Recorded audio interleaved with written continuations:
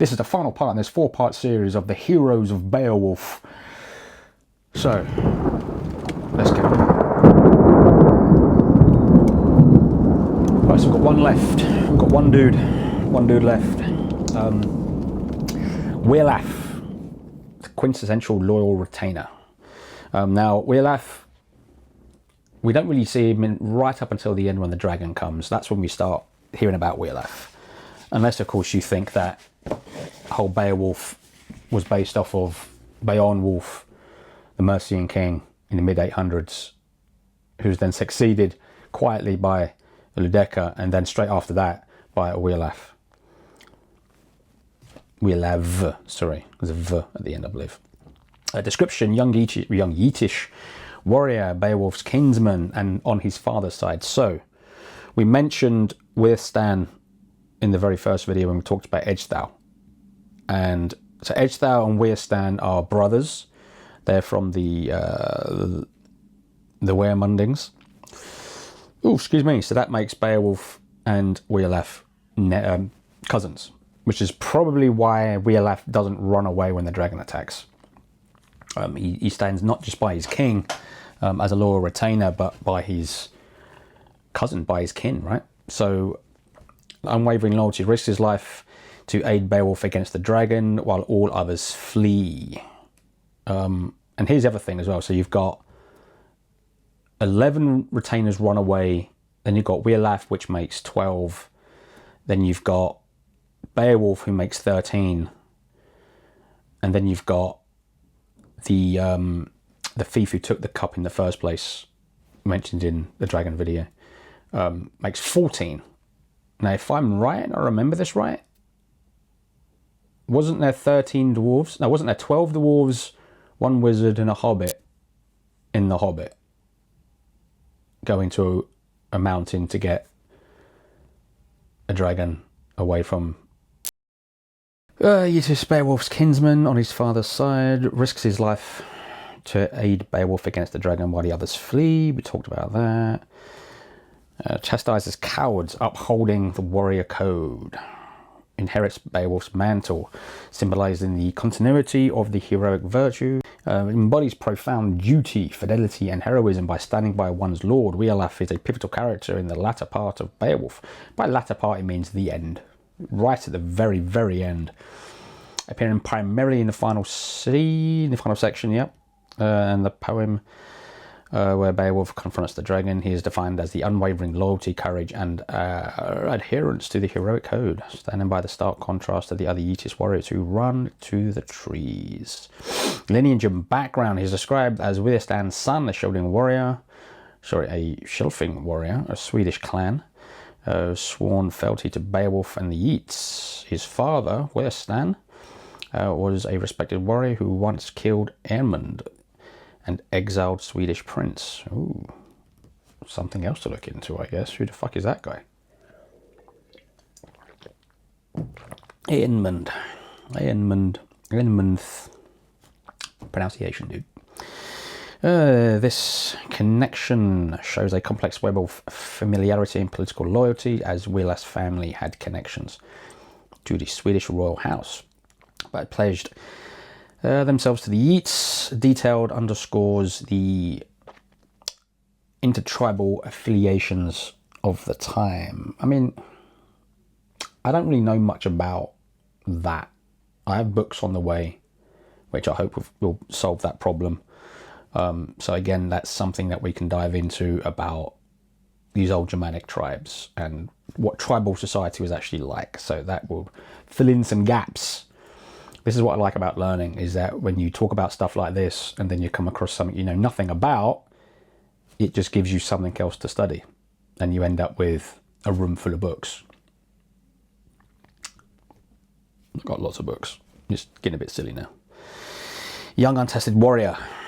When Beowulf goes to fight the dragon, Wiglaf's still a relatively young warrior, perhaps in the prime of his physical strength, but not yet battle hardened. I didn't know that. In the same way as his older veterans. He carries his father's armour and sword, gifted to him by Beowulf, suggesting he is newly in Beowulf's service and has recently received his war gear. Well, I imagine, you know, being his cousin, he would have held on to it.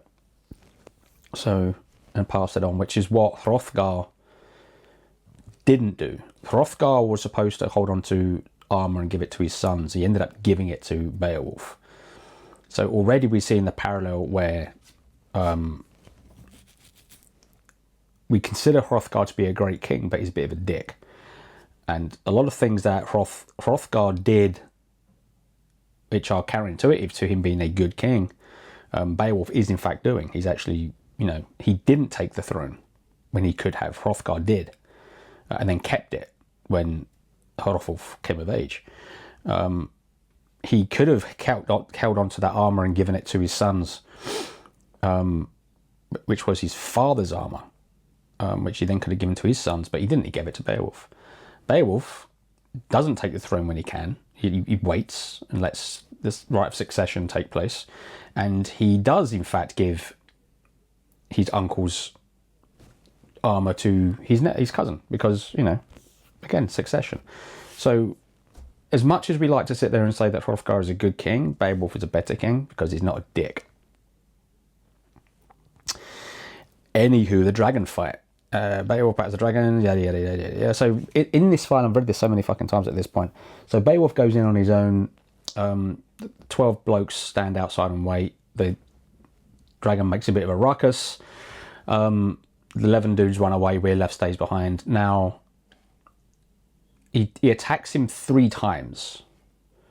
Beowulf attacks the dragon 3 times. The first time he attacks him, he swings his sword. It makes contact, but he's so strong he just breaks the sword, because he can't cut the sword. The sword can't cut the dragon, but, you know, armor on its neck. It does mention the fact that when Wiglaf jabs his sword into the dragon, it actually aims lower down. I'm suggesting he means by the belly, because we always hear that the underside of a dragon is softer, right? It's scalian armor in the top. The second time he does the attack, that's where he gets bit by the dragon. Then Wiglaf comes in, jabs his sword into him. That does something. It means that the flames are reduced. Maybe, I don't know, there's a gland or something he attacks. I don't know. Don't know the physiology of dragons. But that gives Beowulf the opportunity to actually pull out his war sax. I think it's actually said in the thing. Again, watch the previous video on dragons from, it would have been last week now. And he cuts him in half. So how big was the dragon really? We get into that as well in the other video.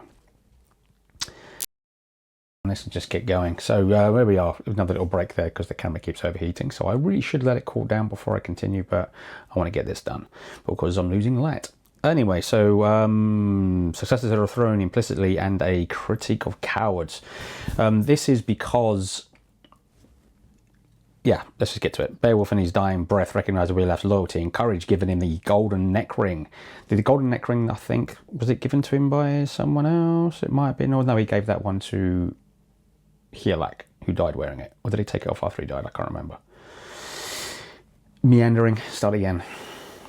Success to the throne implicitly. Success to the throne, critique of cowardice. The camera keeps turning off because it's getting hot, so let's just crack on. So where are we? Critique of the cowards. Yes, he's given a golden neck ring, helmet and breastplate. The accoutrements of kingship. This act symbolically passes the mantle of leadership to Wiglaf, as Beowulf has no direct heir.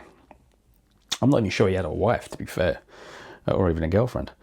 After Beowulf's death, Wiglaf fiercely condemns the coward warriors who fled. He prophesies, that the Yeats will face doom and invasion from neighbouring tribes like the Swedes, the Franks, the Frisians, because their once feared king is gone and their warriors have proven so disloyal. His words are a stark reminder of the fragile peace and constant threat of warfare in the heroic age. I've got a book on the heroic age up here. I'll do a video on that at some point, written by Chadwick. We'll get to that. So again, I have a book. So many fucking books. He also oversees the building of his funeral pyre and barrow, ensuring the king receives a proper heroic burial. Significance of Wiglaf. The ideal retainer. Wiglaf embodies the ideal Germanic warrior and retainer, loyal, courageous, ready to stand by his lord even unto death. He actually says he'd rather die than run back to the village with his arms and all that kind of shit. I don't mean arms, I mean weapons. He's a model of comitatus or comitatus, however you pronounce it. I don't know. Someone put it in the comments how to pronounce that.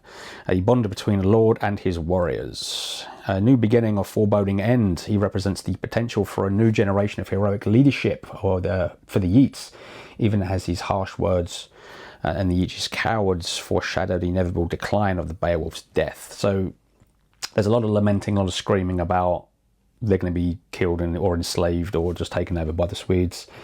Wiglaf acts as a moral compass to the narrative in the final stages, accumulating in a value of honour and loyalty that are so central to the heroic code. Wiglaf's story is one of ultimate fidelity, demonstrating the true heroism is not just about strength, but about the unwavering commitment and courage in the face of despair.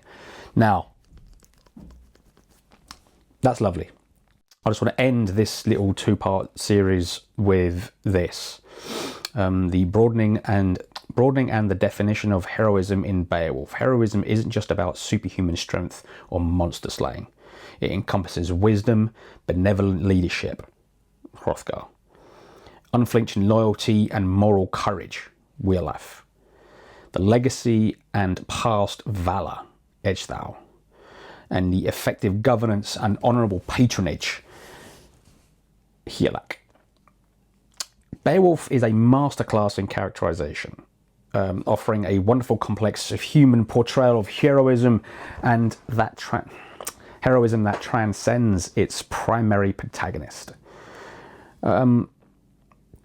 Yes, Beowulf is the main character, and yes, Beowulf is the reason why we read this thing, but it's filled with so many other characters, so many side characters, and it's able to give them the characterization that they need, even though they spend such a short amount of time within the poem itself. Each one of them gets a backstory, and each one of them gets kind of what's going to happen to them in the future, except for maybe Hrothgar. Actually, no, we even get what happens to Hrothgar, because, again, in the next video about the Blades of Beowulf, we'll get to that. So there's a lot of characterization in this poem on these what are effectively side characters.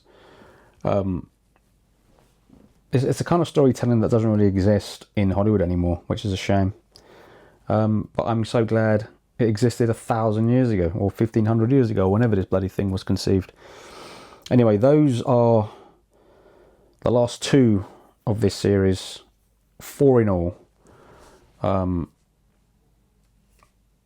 Who were they? Just so we can actually be sure. Hrothgar, Ecgtheow, Hrothgar, and Wiglaf.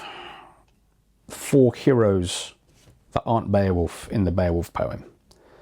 I am going to do a video on the Ladies of Beowulf. I'm looking at that right now. 1, 2, 3, 4, 5, 6. I have 6 ladies on there that I want to talk about.